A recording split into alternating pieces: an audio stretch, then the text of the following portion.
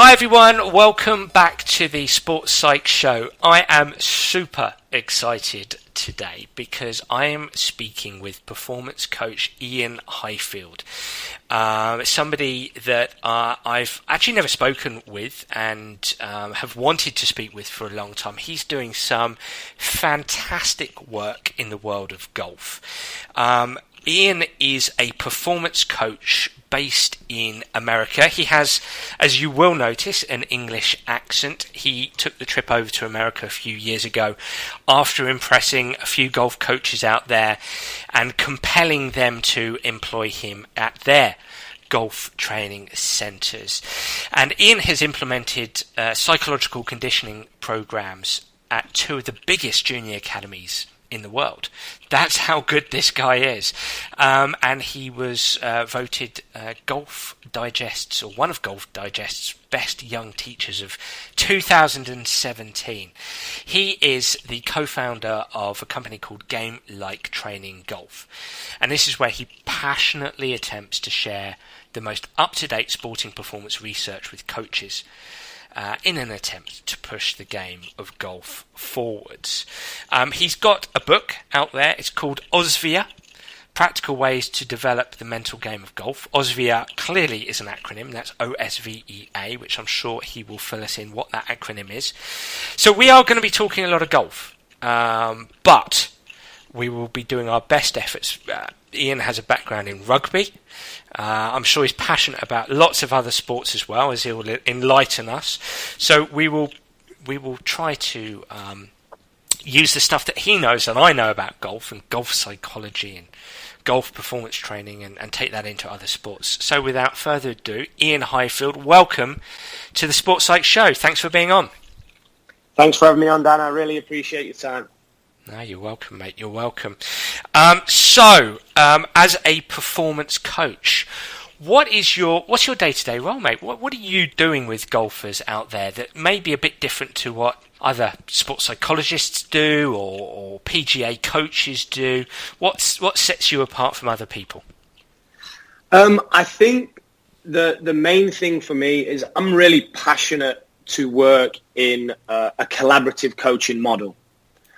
So the most success that I've had with students, be it junior golfers or European tour players, when I'm coaching them, it's not just me on my own.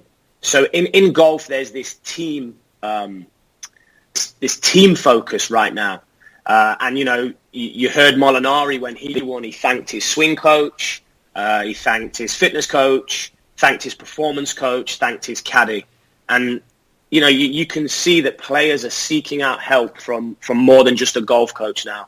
So what I like to do is I like to be part of the team. I like to be there while they're with their golf coach, playing on the golf course, and myself and the coach collaborate. Because as we spoke before we go on air, there's no right or wrong answer. There's multiple ways that you can help a player.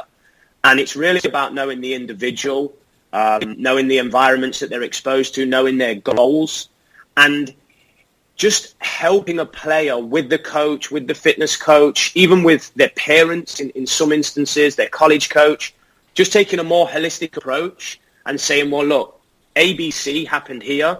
The possible solutions from my standpoint could be ABC.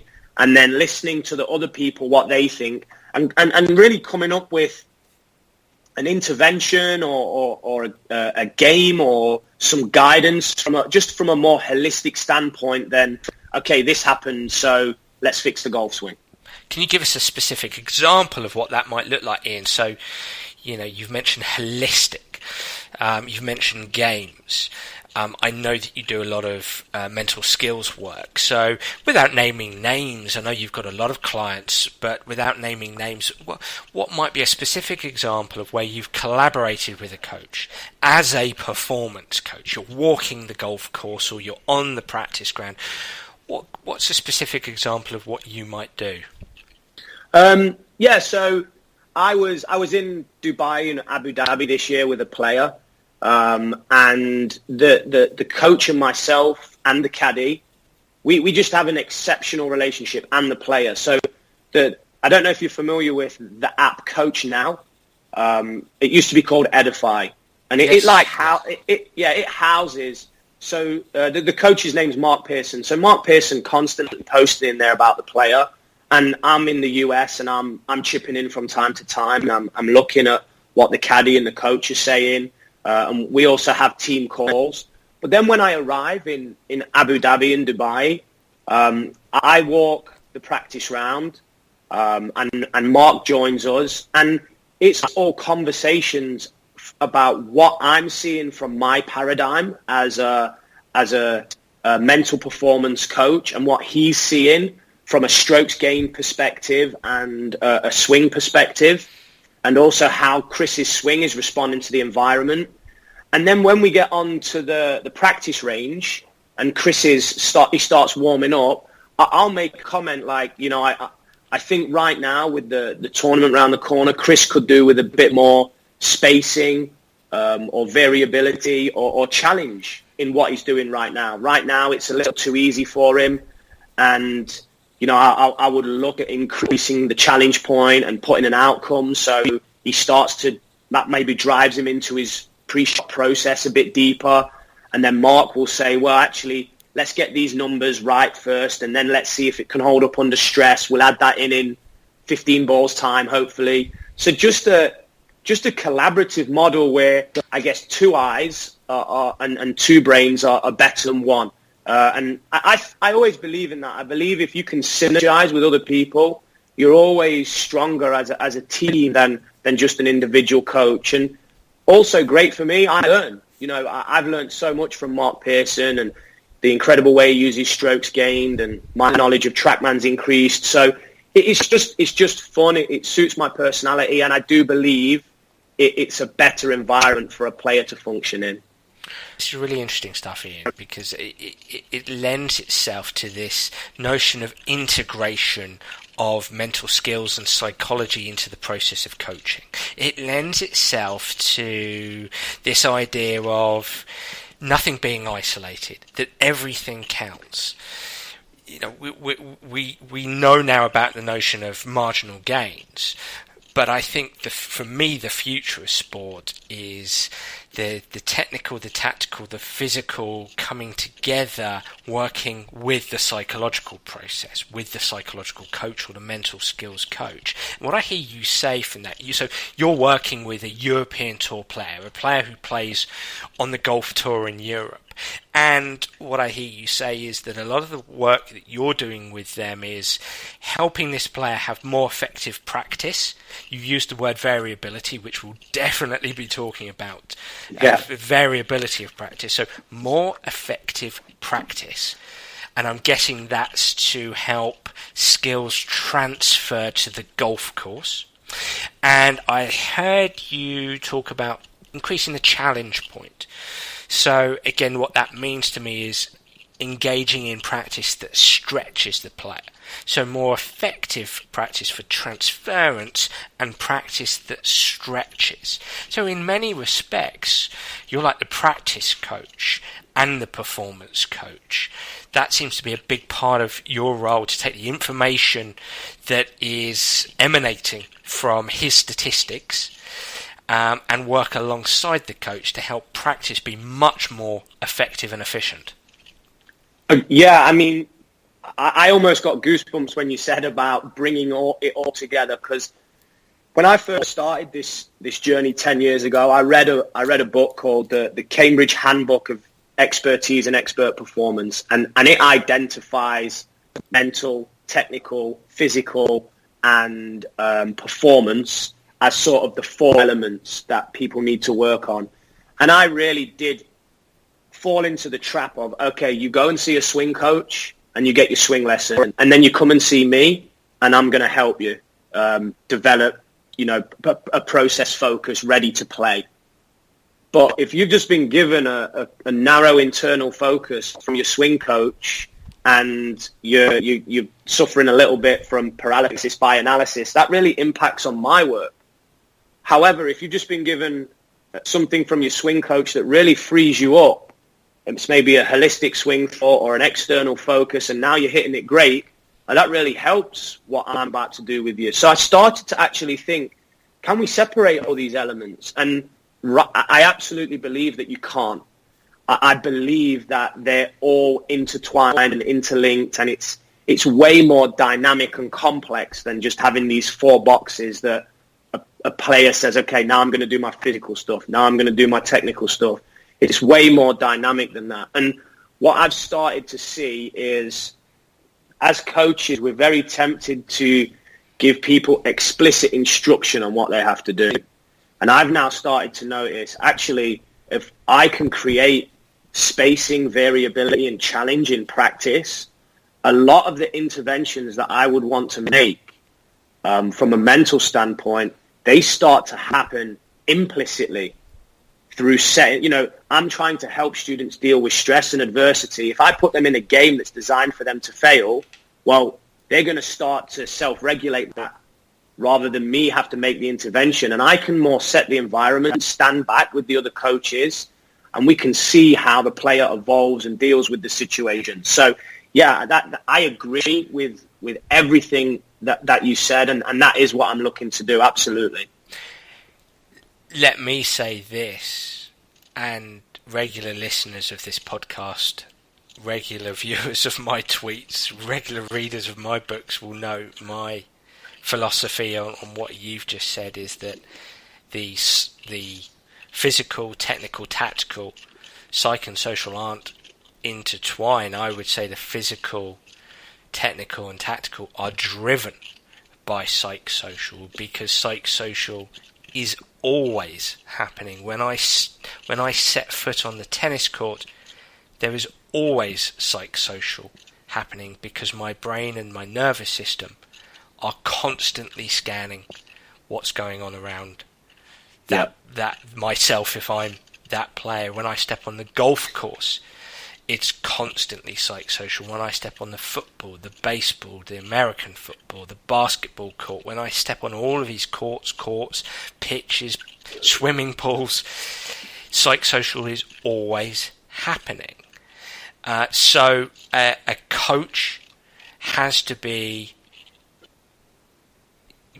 very good, a master instructor of the psychosocial side. I just think that's so important. And if resources are there, as you're kind of alluding to, Iain, if resources are there and there is a team around a player, then that's even more powerful, because you've got expertise coming from lots of different directions. Not too many voices, but that sweet spot of sound and ideas and creativity.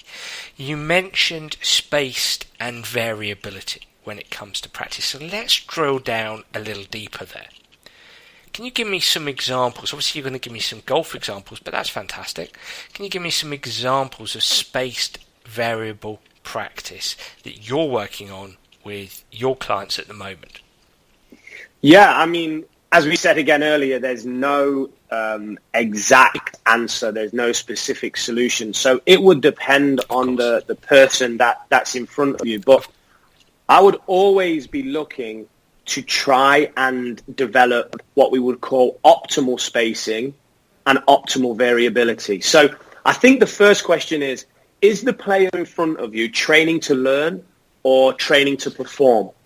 If they're training to learn, then maybe in the initial stages of learning, if it's a new skill, spacing can be slightly lower and variability can be lower. But as soon as, let's say it was a golf swing thing, if it was something on the backswing like the hinge, as soon as that hinge is starting to happen, there's a misconception in the golf world. The misconception is, okay, now go and do this 1 million times in a row, and you'll have created something that doesn't exist called muscle memory. And that's incorrect. What you should happen is, as a golfer, when you start to get that movement, you should take a little rest. And then maybe it's 30 seconds, maybe it's a minute. Maybe you have to then go and hole a 6-foot putt. And then you come back to the lesson tee, and now what's happened is you've forgotten what it was that you were doing. And to forget is to remember, which sounds a bit weird, but you induce deeper learning on that next rep. Because that next rep, you're like, okay, I was successful last time. What did I do?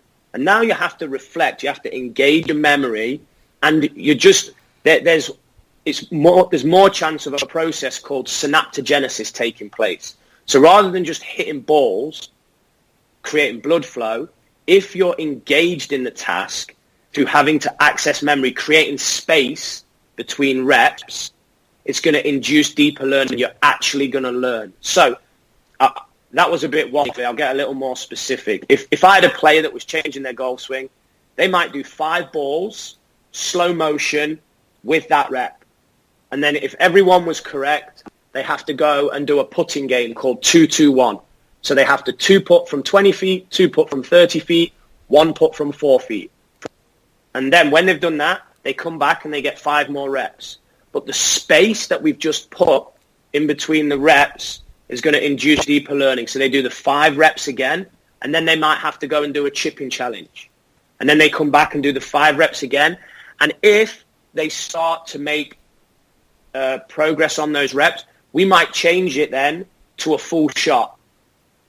And then if the mechanical change is still showing up during the full shot, we might change it. We might take it on the golf course where contextual interference is higher. Now, the spacing variability and challenge is even higher because we're out on the golf course.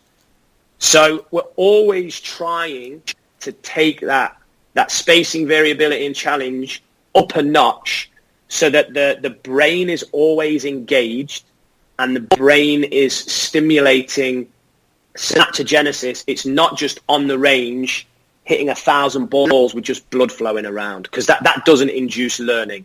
And that's where the retention and transfer of golfing skill breaks down for many golfers. So what I like about what you said, and something I found myself, and I'm going to probably, I think the way you described that was with a beautiful sort of depth without being overly complicated. And I think that it sort of complements and augments how I see things, and I tend to talk to players around efficiency of practice and moving from one activity to another activity quickly, without delay, but those activities being different. So, you know, you might hit, as you say, 5-10 balls on the range, have a specific goal, have an objective, have some form of interference that is there to help you deal with distractions or become better at dealing with distractions, help you perform a bit better under pressure. But then you might move quickly to the putting green and do a task there, and then maybe over to do some wedge play, and then maybe back to range. Would that be quite similar to what you're advising? Yes. Yeah, and you know, you can, with our junior golfers, it's unbelievable. We make it like a 30-level game. So level 1 might be 3 slow motion swings hitting whatever position it is. Level 2, go hole a 6-foot putt. Level 3, 5 balls at 50% speed golf swing. If all of them hit the center in the face, progress to level 4. Level 4 might be short-sided chip. You got to get it inside 6 feet. And then level 5 might be hole an 8-foot putt. And then once you get through level 5, you're safe. But if you failed on level 4, you have to go all the way back to level 1. And I remember that one of the catalysts for me wanting to do this was watching how low the engagement in practice was with junior golfers and how miserable they were. And if you come watch our practices, it's getting dark and these kids aren't leaving. Because, you know, the gaming industry, I think, is a $40 million or maybe $4 billion industry. I can't remember. Yeah, $4 billion industry. Yeah. Maybe 40 billion. It's in a book. Yeah. It's in a book called Reality is Broken, if you want the exact number. But it's a huge industry, and it's because people get addicted to it. And you know better than me, Dan, the release of dopamine through playing games, etc., etc.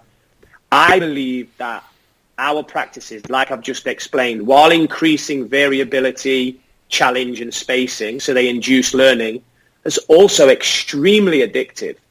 These kids don't want to go home. Parents are pulling them away rather than forcing them to come to golf because there's challenge there and they're engaged in it and they love it. And when a kid gets to level 19 and there's 20 levels and he fails, it's like the end of the world to him. But that's great because now he wants to come back next week and set it right. And now we're talking more about intrinsic motivation.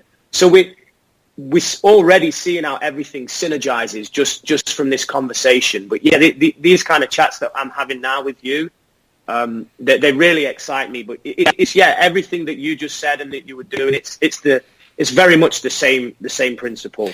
I mean, if I was to throw some sort of sports psych stroke skillac jargon at you, what I'm hearing is representational learning design and gamifying that representational learning design. So the environment those players are learning in represents the environment they're going to be playing in. And you're gamifying that. You're making it more fun. You're setting them a target, a challenge. You're tapping into their brain's reward and threat response. If I don't achieve this, I go back to the beginning. It feels more competitive. It feels more social because you're up against your peers, but in a fun way. But there's still what you've amalgamated into that process is some mechanical work, is some technical work. So it's not ignoring that side of the game. It's amalgamated it into the game. And I think that's great because I don't think anybody's saying that technique isn't important and that you don't want a certain type of mechanic that's going to help the club head move throughout the swing to square the club head back to the ball and all of that jazz. That's a part of it and that's important, but you're doing so with a learning design that's more in tune with the environment that they're actually going to play in. Absolutely. And I a couple of points there. I think you're right. Technique's important. There's no doubt that on the highest level, the top 50 in the world, they have a level of technical proficiency and it needs to be worked on. And Dr. Erickson talks about the technical proficiency in the Cambridge Handbook of Expert Performance. That's Expertise. Dr. Anders Ericsson? Yeah, Dr. Anders Erickson. So to me, he's like the founding father of human performance. He's the go-to guy, and I just trust everything that he's written and the research.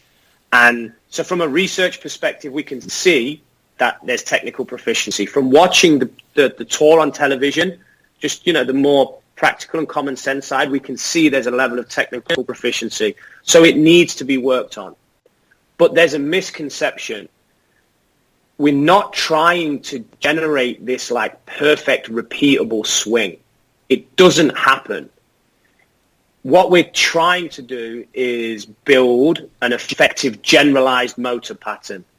And then your level of success will be based on how you can adapt that generalized motor pattern. And to me, that's what the best in the world do. They adapt their generalized motor pattern better than the level below them. If you're on the PGA Tour, you might not have a better golf swing, in inverted commas, than someone that's on the web.com. But you are sure as hell adapting it better to the psychological and environmental demands on a week-to-week basis. So I really want to help our students develop a generalized motor pattern because that's key. But what they need to do is also learn to adapt that pattern to the environments that it's going to be exposed to. Because the environments it's going to be exposed to, it's 150, 200 acres of land with different lies, different stances, ball above your feet, ball below your feet, ball buried in a bunker, ball buried in the rough, a flat tee box, a shot of 150 yards, a shot of 300 yards, etc., etc. So every shot is different. And from a visual perceptual, from a perceptual perspective, every shot a golfer will see something different. And I think that's so underestimated, that notion of seeing a different landscape on every shot. And I say that, if nothing else, from experiential evidence, just from, standing on a tee box, standing on an approach shot, and having shots that I think the layperson term would be, yeah, that shot fits my eye. That shot fits my eye. I can really see this shot. I remember as a junior golfer standing on some tee boxes, and you just went for months just ripping it down the middle on that tee box because it kind of fitted your eye. Yeah. And then you went for months missing it because something had happened, and that's, in many respects, the adaptation from a psychological perspective. Whether that's that poor run of form on that one tee box is down to one single poor shot in a monthly medal or a tournament that where you were a bit nervous, and suddenly you no longer are able to see that shot on that tee box anymore. So I absolutely concur with what you're saying, that it's establishing that general motor pattern and the ability to adapt in the moment, for each and every shot, because each and every shot is an individual shot. You see different things, you feel different things, and to adapt psychologically as well. And, you mentioned bringing in other sports, and I'm excited by that because I've dabbled a little bit in other sports, but mainly I've been in golf for a long time. But I watch Steph Curry now. Now I'm over in the US. I actually call football soccer now. That's how long I've been here. And I'm watching. Sorry. Well, mate, I've sold books called Soccer Tough and Soccer Tough 2 and Soccer Brain, so okay. I'm with you. Yeah. So I watch a bit of basketball as well. I'm obsessed by LeBron James from a psychological characteristics of excellence sort of standpoint. I listen to all his post match interviews and I read about him. But if you want to see adaptation, Steph Curry is a great example of that I would share. He shoots the ball from everywhere in his warm up. Like in the tunnel, but there's no real contextual interference there. Then you watch him in the game, and there's a 6'8" guy with a hand in his face. There's 3 minutes left on the shot clock. He can adapt his generalized motor pattern to that situation better than anyone else.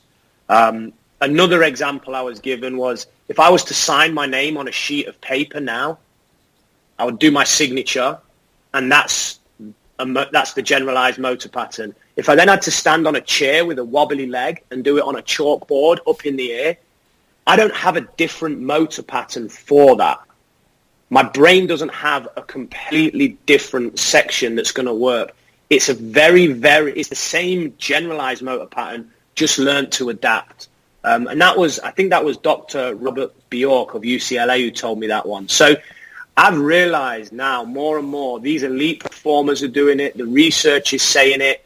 And I really want to encourage the students that I work with to take the golf swing that they've got and learn to get more out of it, or learn to adapt it better to the environment.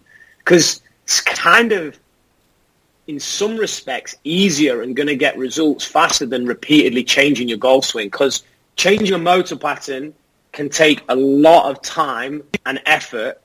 And, we've seen players get stuck in changing golf swings rather than try and get more out of what they've currently got.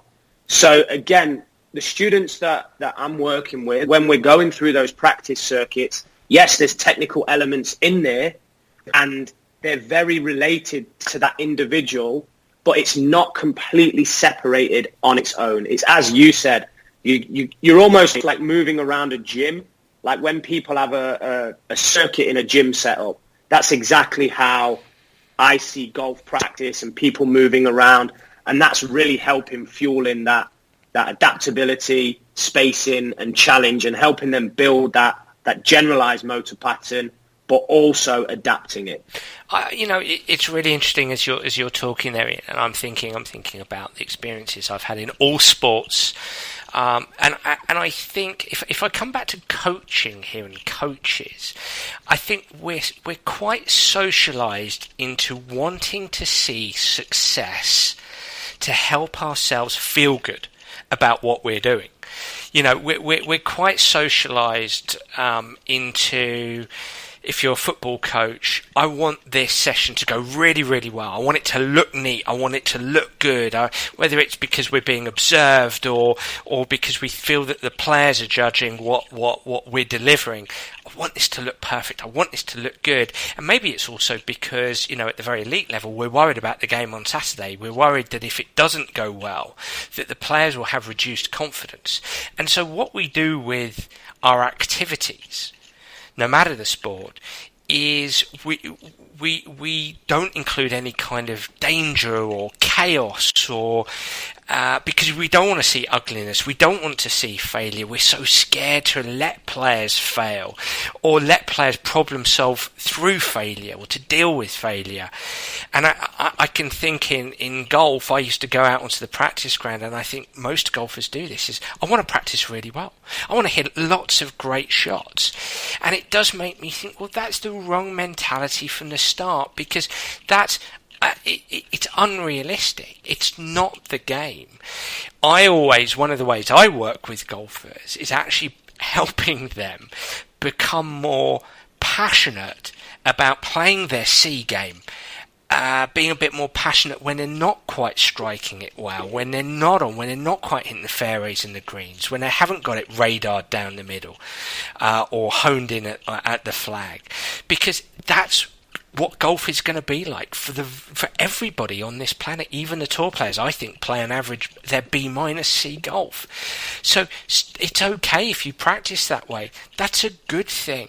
Use that as an opportunity to help you manage yourself, to help you self-regulate in that moment. And if I come back to, again, a sport like football or rugby or other sort of invasion team sports, I think as a coach, you've got to be brave to go beyond, this has to look great, this has to look smooth, this has to look perfect, everything has to go like clockwork. No, it doesn't. And actually set up your sessions so it won't go smooth, it won't go perfect, because then you've got a great opportunity to help players, one, develop this adaptation of this general motor pattern, to develop what could be construed as true skill, but also to develop the kind of psychological adaptation that you're alluding to, the resilience, the dealing with distraction, the managing the emotions, if you like. It's very pertinent in every sport. Absolutely. There's a saying that stuck with me, a smooth sea never made a skilled sailor. And I 100% agree with that. You see some of the parents that come to our junior practices, they're like, what the heck is going on here? Because kids are running around, they're moving around, golf balls are flying everywhere. But they're getting ready for the chaos of tournament golf. Tournament golf is far more chaotic than hitting balls off a flat lie to the same target with the same club. Like, that never happens in tournament golf. And I know you're involved more in soccer. Well, if your training is organized and, as you said, a good session that looks good and makes everyone feel good, that's just a false sense of competency for the weekend. Because if you go and stand, back in the day next to John Terry or Marcel Desailly, if you're playing against Chelsea, well, you got no chance. That's not going to be a smooth ride. That's not going to be organized. They're going to put chaos into that striker's next 90 minutes. So training has to be able to equip them with all the skills they need to deal with the demands that you're going to face when it matters most, match day or tournament golf day. So yeah, I couldn't agree more. You got to find a way of creating this organized chaos. There was an expert called Dr. Richard Smith, and I think one he taught me and Matt was find a way to create organized mess or systematic chaos. Do that, and you'll achieve the art of repetition without repetition. So you want your reps in. So the golfing world is kind of right. You want to get reps in on your swing and on your putt, but you want it without the repetition. You need it surrounded by organized chaos, which relates us back to basically what we talked about 20 minutes ago.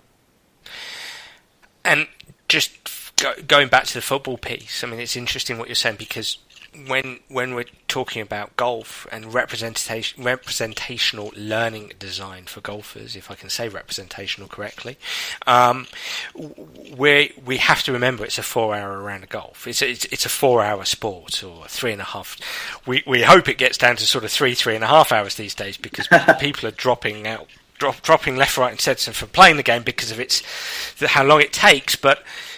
It's a slow sport, and so practicing, when you talk about spacing within variation, I think that's really important. The spacing is very, very important, because again, it's practicing at the pace that you'd play. Now, interestingly, the relationship with, say, soccer. And again, I'm talking to the audience here, whatever sport you coach, think about the pace of your sport. I'm very fortunate whereby I get to watch a lot of soccer on the training ground at the very highest of high levels. And what I notice is sometimes activities go on too long. I mean, soccer is bang, bang, bang, bang, bang, bang. It's a 90-minute sport, but we want to train a little bit more like it's 90 minutes of chaos, as you've kind of alluded to there. So one of the things I've said to coaches in the past is, you see that 6-minute activity you did there, could you have made it 2 minutes?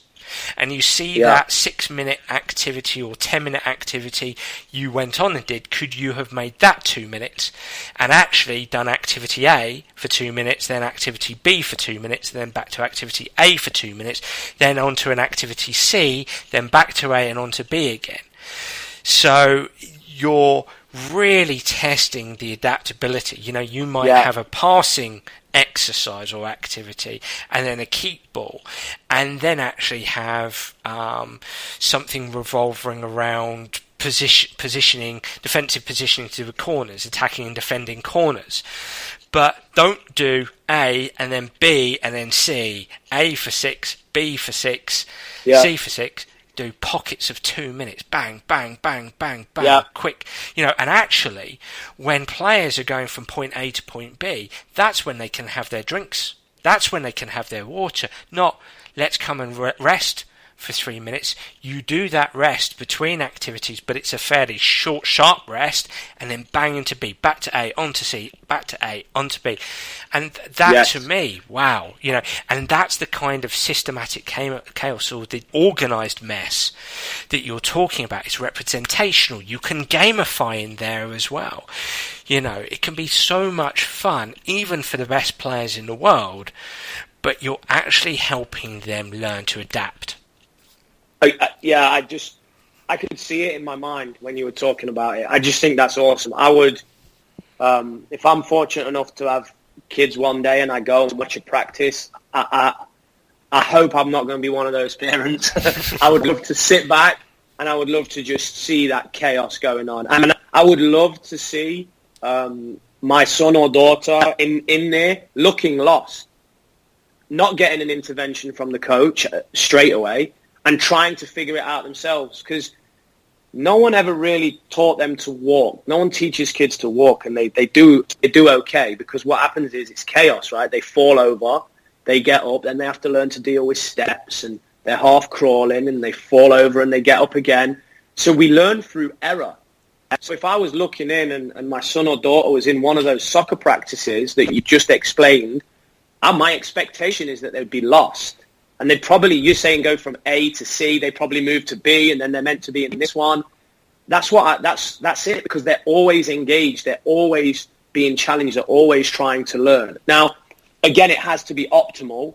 You maybe explained what an elite circuit would look like. So at a soccer practice at a younger level, I guess you can change the challenge point by maybe it not being 2 minutes, maybe it being 3 minutes, and maybe there being a 30-second gap between each station, and maybe the tasks within the station are less demanding, because we don't want to just encourage complete failure. It has to be optimal. But I would be looking for people in soccer practice to look at times lost and challenged and need to be working things out themselves, rather than have a coach act as a crutch and hold their hand and pull them through the process. That's not what coaching is. If you do that, you're actually just disabling the students from learning. Just to add to it, what you said, I went and watched Arsenal train years ago when Wenger was in charge, when you were allowed to go and watch them train. And just so you know, the exact thing that you explained was what he was doing. And one of the stations was like a 3-a-side game. I remember the 3-a-side game, it was a draw. So they wanted an extra 30 seconds to sort out, like, next goal wins. And Wenger was like, no chance, move on. And he just took none of it. And off they went, moved again. And they were always moving around, different tasks. You know, and that's at that time that they were, better than they are now, let's say. So let's play with this for a bit, because you've brought in younger age levels, and let's stick on the soccer theme. But again, this, you know, coaches listening are able to, if you're a basketball coach, you're able to bring this into your basketball environment, and so on and so forth. You know, it's across sports. Let's play with this for a bit, because you're obviously a football fan, unless you're an Arsenal fan, which means you're not a football fan. Joking. Forest fan. Nottingham Forest. Yeah. Okay. From what you do in golf, and you've never coached football before, I'm guessing, and you haven't coached other sports, and you haven't really functioned in other sports.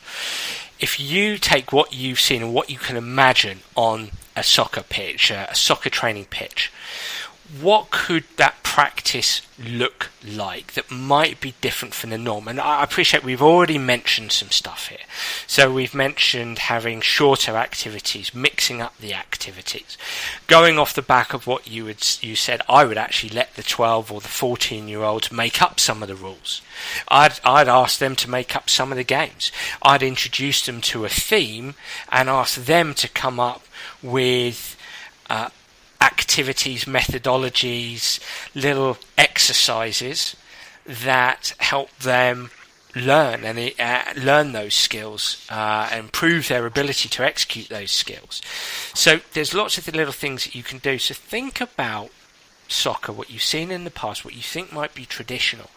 From what you know in golf, what else, when you think of variability, you think of spacing, you think of under pressure, gamifying, what else could you bring in, do you think? I really like the idea of kids designing some of the tasks. I can't claim that I was going to give that in my answer. I wish I was, because we actually do that in golf. We get the kids to design the levels. Brilliant. So I 100% agree. Why do you do that? Why do you do that, Iain? Because it's in the process. So then it's something that they want to do. And also, the coach isn't going to be there the whole time. When they come to practice, they're going to have to actually practice without a coach, you know, when they go away to college. So, or even, you know, on a weekend, coach is not there, mum and dad aren't there. So they need to be an autonomous athlete. So I think it gets them engaged in the process. If the student makes a decision that this is what they want to do, they're not being told what to do. They're being empowered to be part of their growth and their journey, which is very important. And then the knock-on effect is they become an autonomous athlete for the future. I want to have players that want to use their coach as a guide or a sounding board when they're at a higher level, rather than, coach, I need this, coach, I need this, because that's not healthy and that doesn't help. And it's not the real world. If you're playing at a high level, chances are you're going to have to travel. Your coach isn't going to be there. You're going to have to start working stuff out for yourself. So you need to start developing that habit early on. So I love what you've said about that. I can recall when I played rugby. My dad is a rugby coach, was a very good rugby coach. He was involved in England under 21s. He also played a decent level of rugby. He was at Leicester Tigers for a couple of years. And he'd been around really good players and good coaches like Dean Richards and people like that. And when he coached me from the age of 8 to the age of 16 when I was at Nottingham, we'd always warm up with the ball. So as people were just doing their normal jogging and stretching and running, we always had the ball. And if we dropped the ball, the warm-up started again. And we were always like, oh, man, they would come to me, man, your dad's crazy. Like, he makes us warm-up lasts 25 minutes longer than everyone else's. But then, actually, you saw us in a game, we could keep the ball alive more than anyone. So we would be under pop-up passes, just before contact, just offload, because we warmed up that way. We warmed up, the person took the ball. So there was that, even though it was a warm-up, there was more context than normal, and there was an outcome. So there was a little bit of stress and pressure for us to not drop the ball. So I didn't know that at the time, but I developed exceptional hands at rugby, and I believe it was that rather than being taught how to have exceptional hands. There was no explicit instruction given there. It was all learning through doing. And then I can always remember the second one. When we talk about challenge point and variability, we would start, when we were running through our moves, we would walk and there would be no ball and no defenders.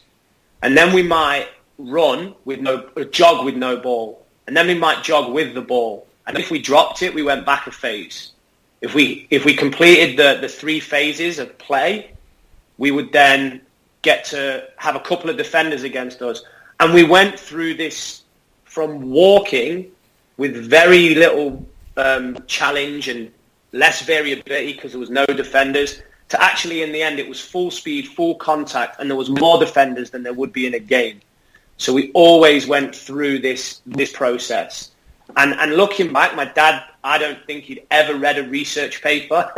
I don't think he knew about contextual interference or spacing or motor learning, psychology. He probably knew it from being a player, but not from the academic work. But I can see that it was implemented in that training. I could see that it was implemented in the way that Arsene Wenger trained. So, yeah, not necessarily a direct answer to your question there, Dan. I adapt it into rugby. But that would be something that I would always be looking to do as well, is get it at that correct challenge point. That's why I mentioned changing it slightly from junior level to adults or elite players, sorry. You mentioned that learning rugby, you didn't have as much explicit instruction as perhaps others had. What's your thoughts on explicit instruction, implicit learning? Is there a balance to be had from your experience working with top-level golfers? That's, a sport that's pretty mechanical, or seems to be pretty mechanical, pretty technical. Would you say, would you be somebody who is in support of explicit instruction, or in favour of golfers and other sports people learning more implicitly? I would be favour of learning more implicitly, the explicit intervention being made at the correct time, if required. That would be my, I guess, almost get out of jail card answer. It's kind of a blend, right? Why do you say get out of jail card? I do believe more so that if kids in golf are put in the right environments, like you want to teach a kid to hit up on the driver, rather than putting your hands on him and giving him spine tilt and pushing the club in the air, go and ask him to hit over a tree, because he'll probably smash it into the tree 3 times, and then you'll see him create that spine tilt. So I think the mechanics can respond to the environment. And that would be my first port of call. If the student wasn't getting it, then I would give them some explicit instruction about how they could be successful at this task. Can I interject? Sorry. I'm purely asking this because it's an area that interests me, and I asked you about get out of jail free card because I'm probably come from the same reserved side as you, in as much as I try to look above or hoist myself above the arguments explicit versus implicit and take both sides on board. If I ask a junior golfer, so we're talking about golf here, if I ask a junior golfer to go and hit some shots over a tree to hit it high in the air, some people might say, well, one, they might do it in a manner that leads to inefficiency in their swing elsewhere. And I know how you're going to answer that, but let's go with that for the time being. Secondly, this young golfer, he or she, may do so in a manner that creates a motion that hurts them.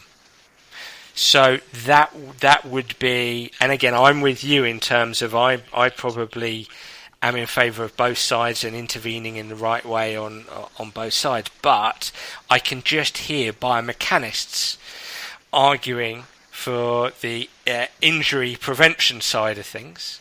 I can hear the people who are really technical in their work saying yes, they can produce a high shot, but they're going to produce that in a manner that produces inconsistency elsewhere.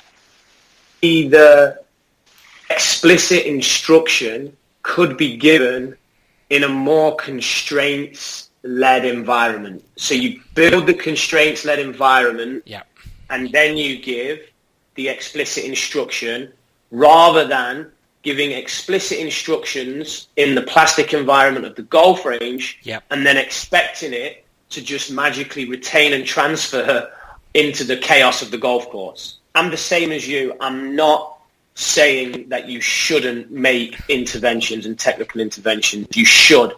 But there's information on what golfers have to do. What is all what. But how are they going to learn it?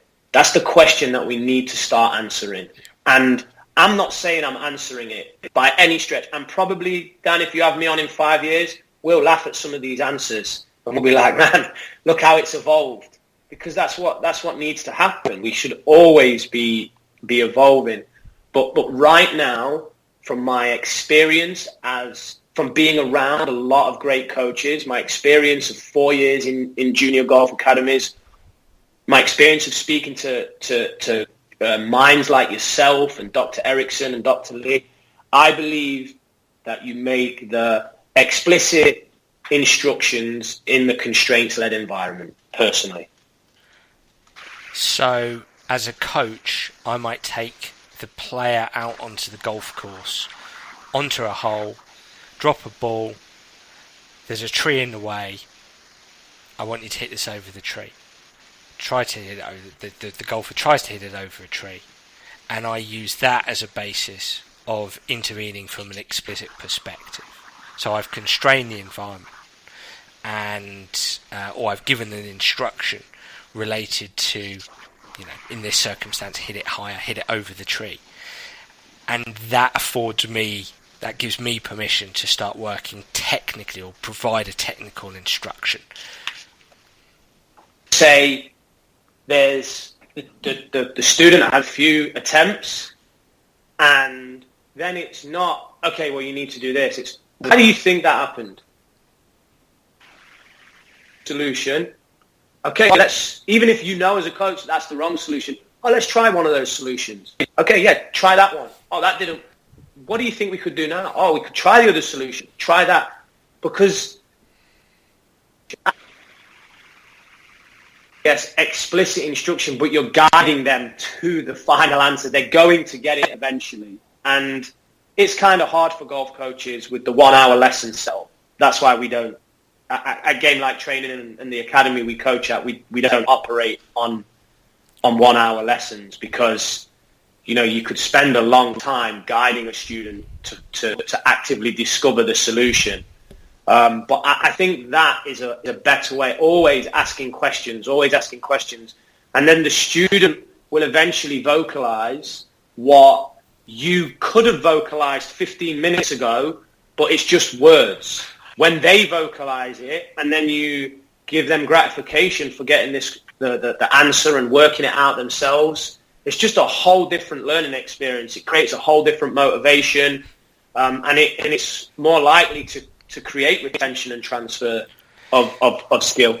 Yeah, I mean, it's really interesting. I'm listening, and you're articulating things brilliantly, Ian. And I think where the complexity lies for me. So I'm going to go back to the example here we're providing of taking somebody out onto the golf course. Here's a tree in front of us. We're going to work on hitting it over the tree. Have a go.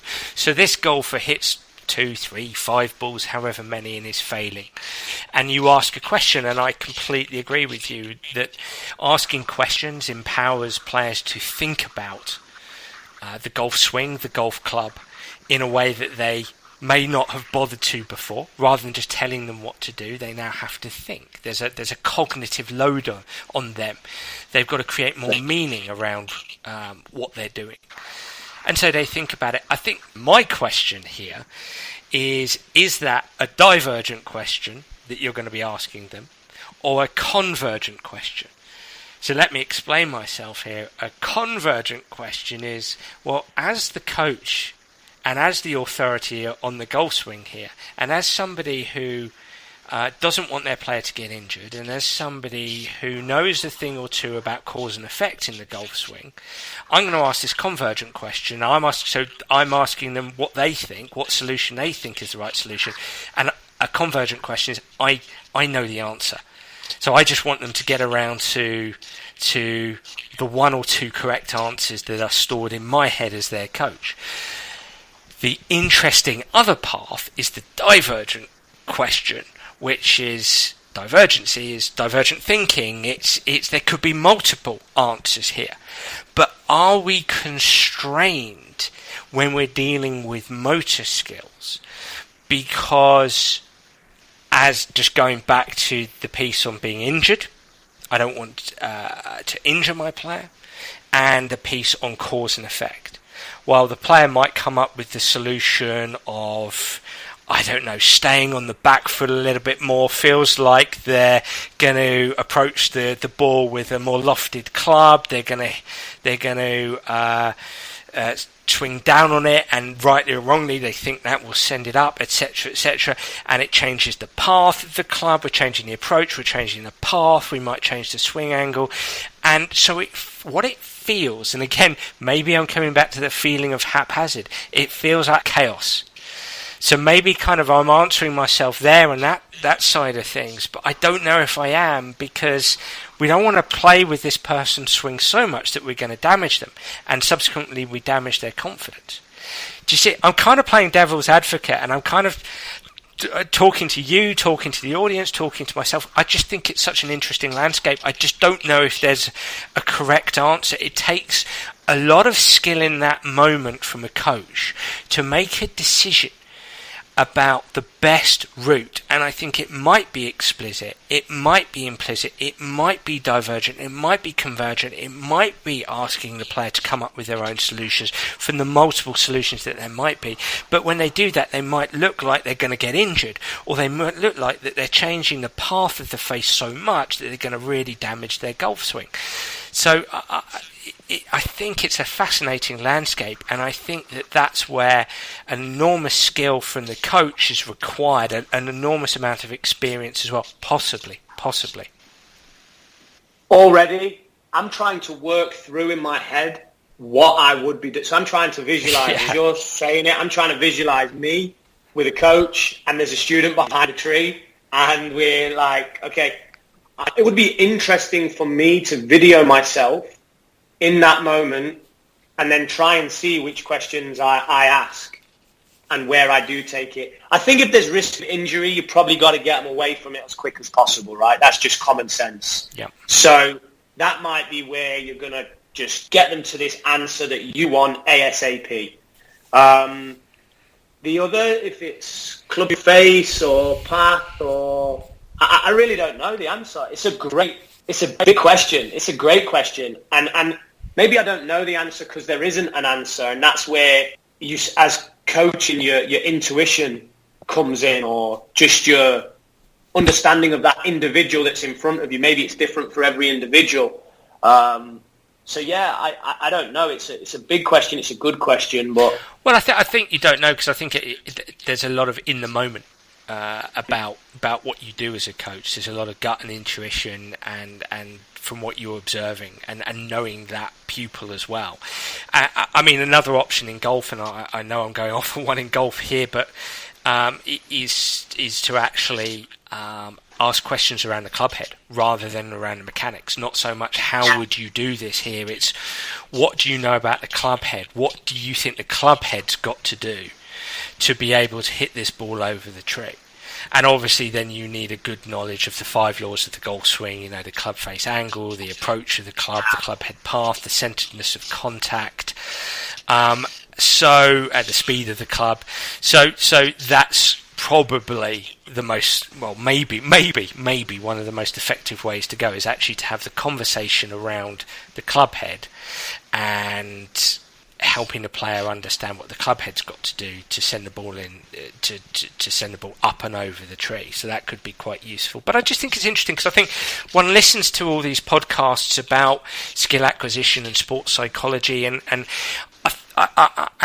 there sometimes seems to be this resolute, this is the way to do it, whether it's coming on the side of mechanics or coming on the side of something a bit more sort of crafty and arty, whether it's on the side of information processing or ecological dynamics. And there sometimes seems to be a great deal of certainty in certain directions, not every direction, and you just think, hang on a minute, actually, I do think that there is an amalgamation between everything. I do think there is. It's the craft of the coach to take both sides of the continuum and use both sides of the continuum at times, and I think there might be a time to do block practice as well as variable. Now, there might be a way Agreed. of doing that block practice, so you might actually have spaced block practice, but I don't think anything in sports coaching should be off the table. I don't think anything, because there's for me, Ian, if I was to round off this discussion, which has been absolutely outstanding, I've learnt loads. There's too much evidence from the history of sport with people doing things in a certain way that have helped them achieve. Nick Faldo, Vijay Singh, beat balls to their hands bled. So did Ben Hogan. So did so many. Now we can say maybe that wasn't optimal, and I'm absolutely happy to accept that. And maybe if they were growing up now, they might do it differently. But they were still successful. Were they successful in spite of that? Possibly, but we don't know. We'll never know. So we do have to be very, very careful, and I think that counts for everything: the coaching process, the learning process, the training to perform. There's all kinds of ways. But what I know, what I believe, and I know that you believe, is that there's so many different ways to practice, and practicing effectively and optimally isn't just straightforward. It can be done in so many different ways, and using empirical research, scientific research to drive this can help. The variable, the spaced, the representative learning design, all of this is really, really important and just so useful for coaches to use in their everyday practice. The one thing that don't ask themselves, and this was taught to me by Dr. Fran Pirizolo, he's got 4 baseball rings with 4 World Series rings with the Yankees, so he kind of knows what he's talking about. He said to me, I explained what I was going to do with a student, and he asked me, have you asked yourself at what cost? And I was like, excuse me? He said, at what cost? You're going to add this into their program, and I understand why, and theoretically, great, but at what cost? And at the time, I was like, man, it kind of stumped me a little bit. But now I always ask myself, okay, if I do this with this student, at what cost? If my phone rings and Tiger Woods wants to work with me, and I say, okay, Tiger, no more beating balls on the range, well, at what cost? That's the relationship ended. So I didn't get much chance to have much influence on his game, because he's never going to move away from that. Because It's a part of him. He's done it. It obviously fuels something. Some people might say it fuels false competence. Others might debate, does false competence even exist? You know, it's just a crazy. Human performance is non-linear and crazy dynamic. So that's what I would say. People listening to this, if some of the ideas that myself and you have expressed, that's the final piece as a coach. You got to ask yourself, okay, at what cost? And you know, I think the Tiger Woods example is a good example. If he came to me, I'm spending a lot of time just watching him, seeing what he currently does. And if I'm going to make a change, it's going to be very, very, very small at first. Yeah. Because you can't, this guy, what he's achieved, if you start stripping out his whole program, then that's just it's not going to work. Absolutely. And I can think of a footballer right now I'm working with.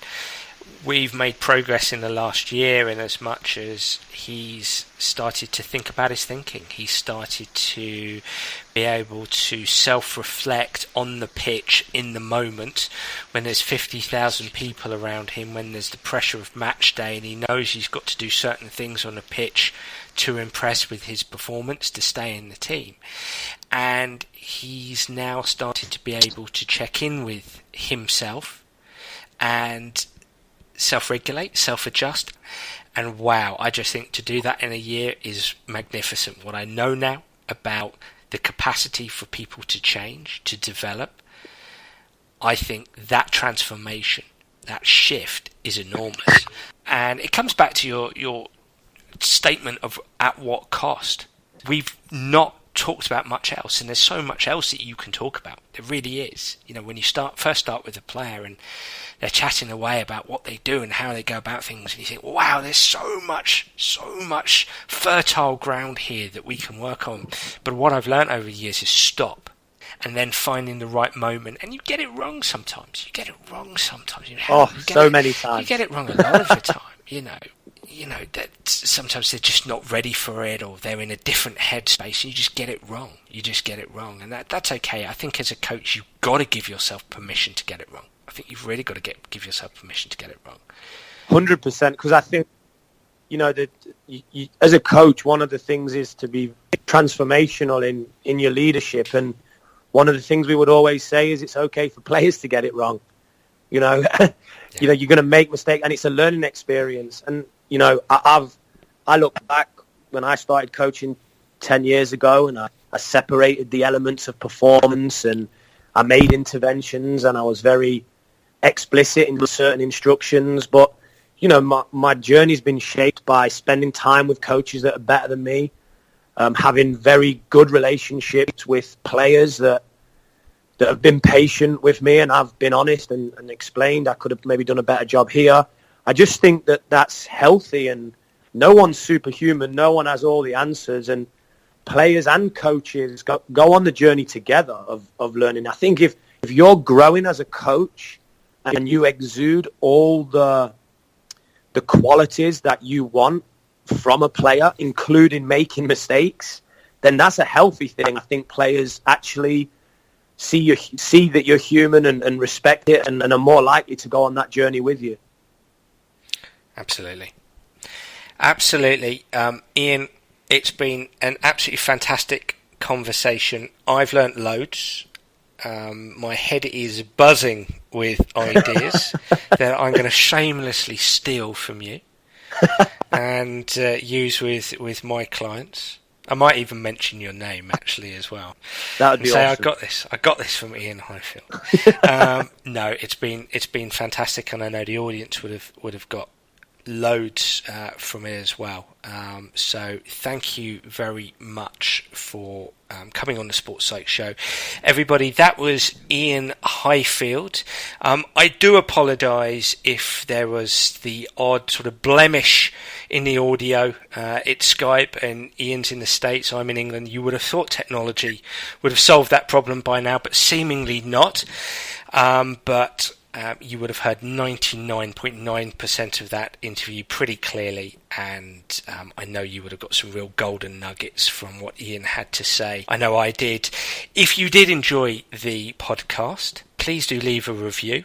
And remember, you can subscribe for future editions of the show. I'm really looking forward to interviewing more guests in the coming weeks. I've got some absolutely fantastic guests. I hope you can join me. Goodbye for now.